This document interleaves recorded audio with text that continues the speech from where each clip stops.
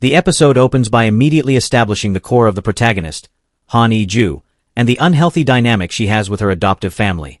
Iju, a talented artist, is shown working on a family portrait, an act that symbolizes her deep, yet unreciprocated, longing for her family's affection. She expresses doubt about the painting's quality, revealing her insecurity and her desperate need for her family's approval. A radio segment attempts to offer reassurance, foreshadowing the devastating lack of appreciation she will soon face.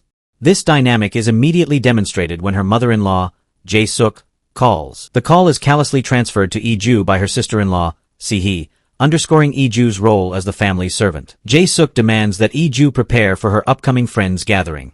Crucially, when Iju asks Si-hee for help, she is flatly turned down, leaving Iju to single-handedly cook, clean, and prepare for the guests.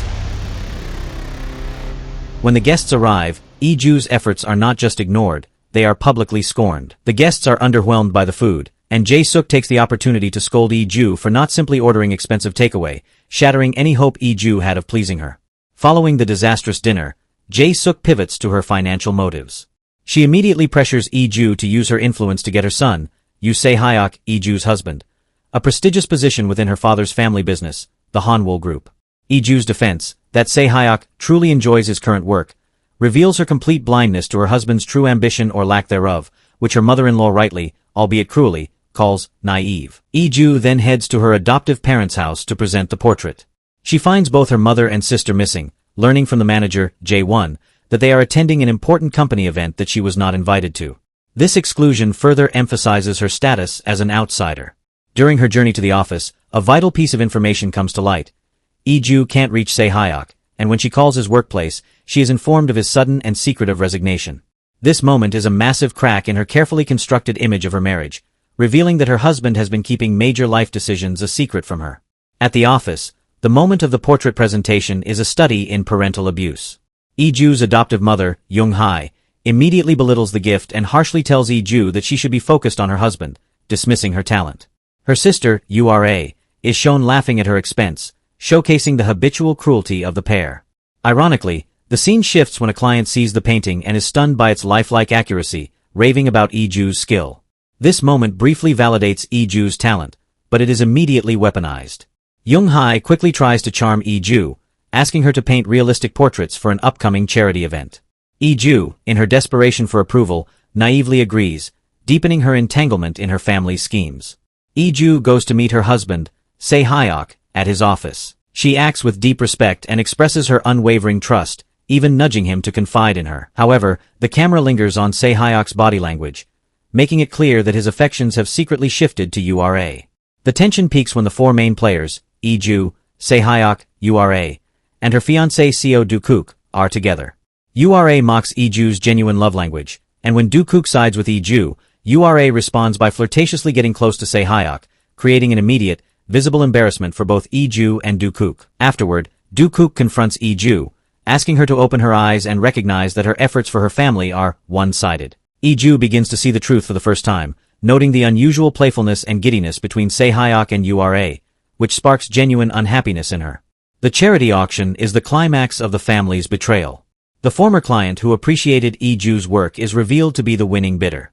She uses this platform to publicly shame and slap Young-hae, exposing the horrifying truth. The artwork being auctioned was fraudulent, not created by the claimed artists. With an arrest warrant looming, Young-hae's true nature is revealed as she privately throws Iju under the bus, demanding she take the fall for the guilt, under the false promise of saving her. Shattered, Iju steps away and overhears the ultimate betrayal, Se-hyuk confessing his feelings for Ura. When Iju confronts him, Se-hyuk shows no remorse, instead handing her divorce papers, claiming he was going to tell her.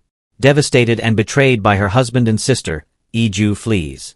While Iju is driving away, her mother Young-hae calls, not out of concern, but to force her to shoulder the responsibility for the fraud, solidifying her mother's complete lack of care.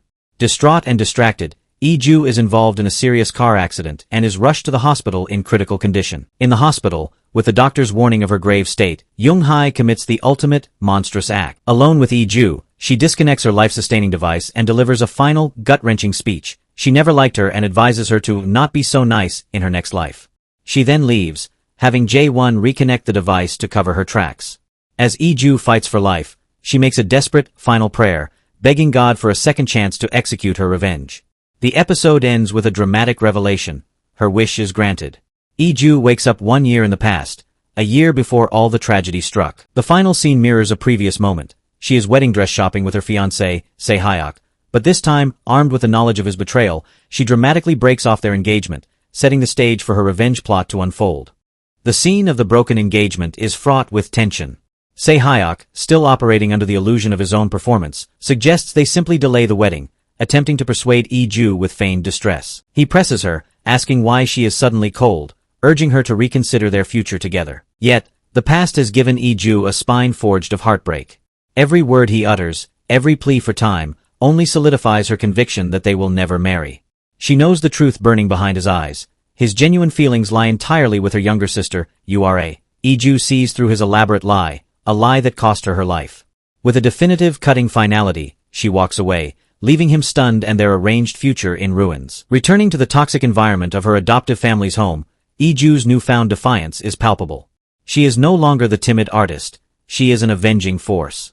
While navigating the cold house, she overhears a conversation that offers the perfect, painful tool for her retribution.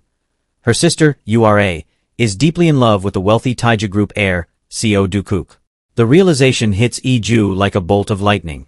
Her revenge must not only hurt her parents but inflict the maximum possible agony on Ura.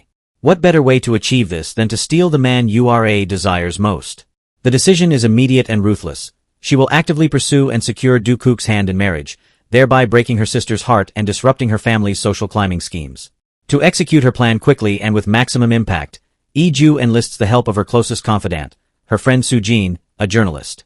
Iju understands the power of public opinion and the necessity of making her move official before Ura can interfere. She uses Sujin as a crucial bridge to arrange a meeting with Dukuk. More importantly, she instructs her friend to be discreetly present during their rendezvous, tasking her to snap pictures of their meeting and immediately publish them in the newspaper. This, Iju calculates, will irrevocably seal the deal, making their public association undeniable and throwing a monkey wrench into Ura's plans. Iju's timing is impeccable. She orchestrates her meeting with Dukuk to occur just before his planned date with Ura. When they meet, Iju, discarding all pretense of coy romance, gets straight to business. She tells him she has an excellent agreement to offer, one that is strictly transactional and mutually beneficial. She then delivers the shocking, audacious question, "Marry me." The tension peaks as, in a truly theatrical turn, Ura walks in on the scene, utterly shocked to see her sister with her date. Ura's expression shifts from surprise to mounting fury as Dukuk delivers a cool, measured bombshell. He plans to marry Iju. Sealing the devastating rejection, Dukuk then proceeds to take Iju's hand and leads her away. The sight of them ascending to a hotel room together is the final, agonizing twist that causes Ura to grow incredibly angry and frustrated, witnessing her prize stolen right in front of her. Inside the hotel room, Iju doesn't allow a moment of ambiguity.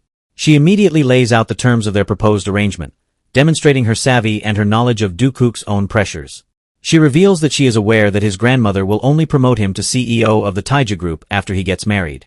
This proves to Dukuk that Iju is not just an emotional woman seeking refuge, but a calculated partner.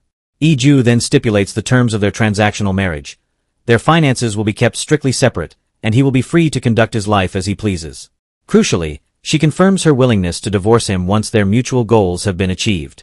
Her focus is purely on the revenge, his on the power play. The intensity of the day, however, begins to take its toll on Iju. The weight of her past life, the betrayal, the memory of her death, and the audacity of her current gambit converge. Iju quickly gets drunk in the privacy of the hotel room, the alcohol releasing the pent-up trauma. She begins to cry in front of Dukuk, revealing a flash of the pain and vulnerability she usually keeps hidden.